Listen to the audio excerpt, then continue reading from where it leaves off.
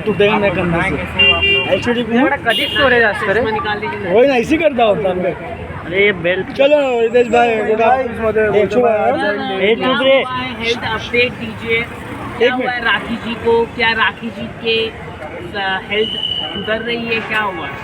देखिए राखी जी की health means operation तो सक्सेसफुल रहा लेकिन काफ़ी उनके हेल्थ में उतार चढ़ाव है शुगर और बीपी ये सब नॉर्मल नहीं हो पा रहे हैं ये काफ़ी प्रॉब्लम आ रही हैं काफ़ी वो टेंशन भी लेके रखी हैं बार बार बहुत सारी चीज़ों के वो परेशानियां मैं जैसे बताया हूँ कि बहुत सारी परेशानियां उनको एक साथ आ रही थी और उनको कहीं ना कहीं वो दिमाग में बैठा हुआ है जिससे रिकवर करने में डॉक्टर लगे हुए हैं हालांकि डॉक्टर ने इनिशियल में उनको फ्यू मंथ्स का bed rest complete bed rest बोला है और उनकी हालत में बोला है कि कंटिन्यूअस 15 डेज तक तो उनको ऑब्जर्वेशन में रहना पड़ेगा क्या जो ऑपरेशन से जो निकाला गया है ट्यूमर क्या उसकी जांच करने के लिए दिया गया है क्या किस तरह का जांच में क्या आने वाले डॉक्टर को क्या लग रहा है क्या ये कैंसर हो सकता है क्या रेडिएशन देना पड़ेगा आने वाले दिनों में कुछ बताइए देखिए अगर लाइक उसको भेजा गया है ऑब्जर्वेशन के लिए और उसमें अगर वो पॉजिटिव आता है तो डॉक्टर उसके बाद फर्दर कैसे क्योर करना है जैसे कीमो की या जो भी है उसका प्रोसीजर वो बताएंगे बट हम लोग ईश्वर से मना रहे हैं कि ताकि वो सब कुछ ना निकले सारी चीज़ें पॉजिटिव आए लाइक एटलीस्ट कैंसर नहीं निकले क्योंकि कैंसर निकलना मीन्स ये बहुत बड़ा ये हो जाएगा इशू हो जाएगा और फिर राखी जी मुझे नहीं लगता है कि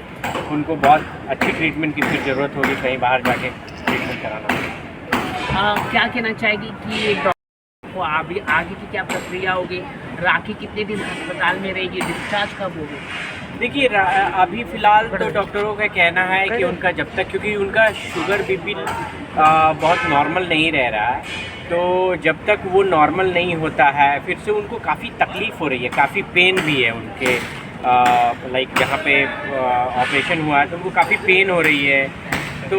कह सकते हैं कि अभी जब तक वो स्टेबल नहीं होती है तब तक डिस्चार्ज कराना उचित नहीं होगा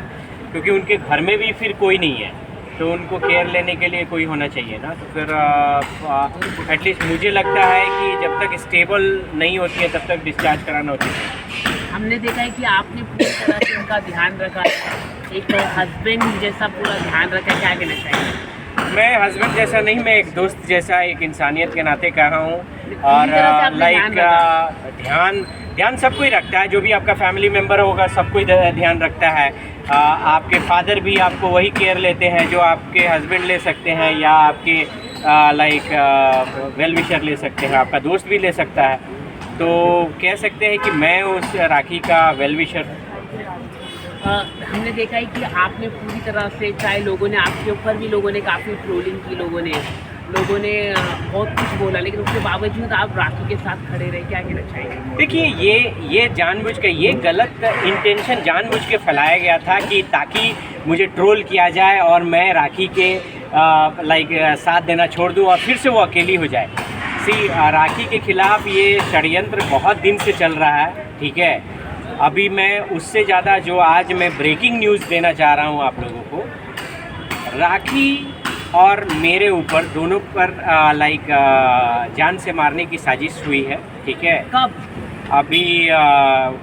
इसके बहुत जल्दी आप लोगों को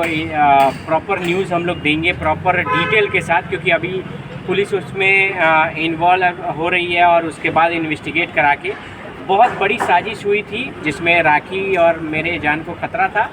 बट उन लोगों को मैं बोलूँगा कि भाई पहले मुझ पे कुछ भी करने से पहले सोच लो क्योंकि मैं गांधी जी वाला नहीं हूँ कि एक गाल पर मारोगे दूसरा गाल बढ़ा दूँगा वैसा हूँ नहीं तुम्हारे पूरे ख़ानदान को मैं कहाँ कहाँ क्या करूँगा वो तुम सोच भी नहीं सकते और ओपन कैमरा में बोल रहा हूँ किसी के बाप से नहीं डरता हूँ मेरा और राखी का एक रुआ भी अगर खरोच भी आ गई ना तो तुम और तुम्हारे पूरे झुंड का मैं वो हाल करूँगा कि पूरे अभी तक के इतिहास में नहीं हुआ होगा ये ओपन चैलेंज है आप ये बहुत बड़ा आपने एलिगेशन लगाया है कि आपके ऊपर और राखी के ऊपर हमला करने की कोशिश की गई कौन करने की, आपके कौन है दुश्मन मुंबई में? देखिए, दुश्मन तो सभी लोग जानते हैं कि कौन है दुश्मन, लेकिन खुलकर इसमें बोलिए। मैं खुल के बोलूँगा। पहले मेरे पास एविडेंस सारे चीज़ें आ जाएं, मैं खुल के बोलूँगा। मैं बोला ही नहीं कि मैं किसी के बाप से नहीं डरता हूँ, तो मैं नाम तक भी रखूँगा, लेकिन मेरे पास एविडेंस, जब तक मेरे पास एविडेंस नहीं आता मैं बिना एविडेंस के कोई बात नहीं करता। तो एविडेंस पूरा आ जाए और उसके बाद खुल के मैं नाम रख के बोलूँगा। और आपको एक ही अरे ले भाई, क्या ही पूछ रहा है यार। एक ही बात मैं बोलूँगा कि इसके बाद जितने भी लोग, इसमें कुछ इम्पॉर्टेंट पॉइंट है, कुछ लोग जो हमारे साथ थे, हमारे वेल विशर बन के आए थे, वो भी इसमें इन्वॉल्व। कौन है? नाम मैं बताऊंगा, सारी चीज़ें मैं नाम विथ प्रूफ, क्योंकि ये सारी चीज़ें हम लोगों ने बहुत ही गुप्त रूप से हम लोग पुलिस को इन्फॉर्म कर रहे हैं, क्योंकि हम लोग इस बार वो मीडिया ट्रायल से नहीं, इस बार हम लोग कानूनी रूप से, क्योंकि ये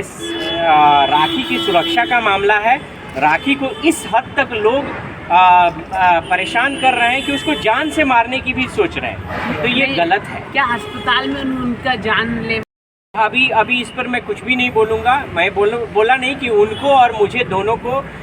ये टारगेट किया गया था। एक साजिश रची गई थी जिसका पर्दाफाश हम लोगों ने किया है, और इसमें जो भी लोग हैं इसके वैलिड एविडेंस हमारे पास हैं। जो भी लोग इसमें इन्वॉल्व हैं हम लोग उसको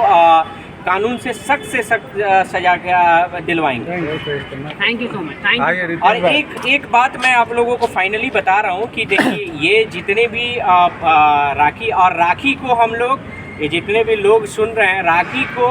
हम लोग सुरक्षा की मांग किए हैं, और राखी को मैं personal protection as well as मैं पुलिस प्रोटेक्शन की का दरख्वास्त कर रहा हूँ, और जल्दी ही जल्दी राखी सुरक्षा के बीच में होगी। Thank you. Thank you.